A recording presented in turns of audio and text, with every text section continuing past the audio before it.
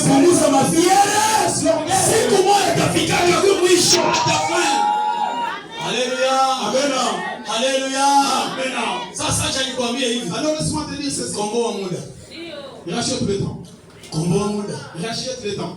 Zile projet zako komboa muda. Même dans tes projets, rachète le temps. Ile yako yenye unapenda ufanye komboa. Ce que tu veux faire, rachète le temps. Sababu yenye nabakia hauijui. C'est bien ce qui reste, tu ne sais pas. Hauyanielewa.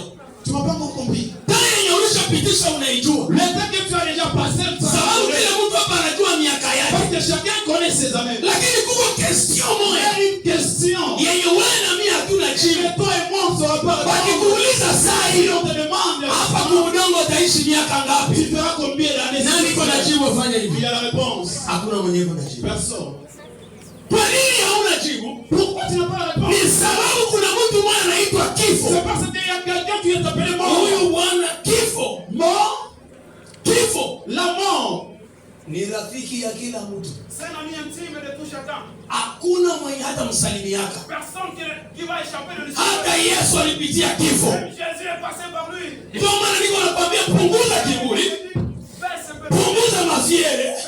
Sababu kuna siku utatoweka. Parce qu'il y aura un jour tu haogopake watoto.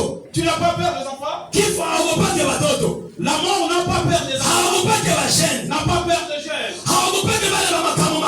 N'a pas peur des vieux. Haogopake wazee. N'a pas peur des vieux. Akisema mimi nakuya. Dis je viens. Lakini mwingine kati wale ni rafiki mtoto. Mais celui c'est un enfant. Watoto wanaenda. Les enfants partent. Akisema mimi nakuya. Dis je viens. Lakini nakamata shene. C'est pour un shene wanaenda. Akisema mimi nakuya. Mwana nakamata ni wa makamu. Wale wa makamu wanaenda. Akisema mimi nakuya. Lakini mwenda beba ni mzee. Wazee wanaenda. Kama ungali unapumua. Ni sababu Mungu angali anaambia kifo. Hurumia ule mama. Hurumia ule papa. Usimuoe. Ningali na mission naye. Ningali na kazi naye. Naomba Mungu wa mbinguni aendelee kuzuia kifo. Juu ya bwana yako. Juu ya bibi yako. Juu ya watoto yako. Juu ya toa chake. Juu ya familia yako. Aendelee kukuchunga Mungu. Sababu kwa mwenye maisha yako. Mtu mwasame amen.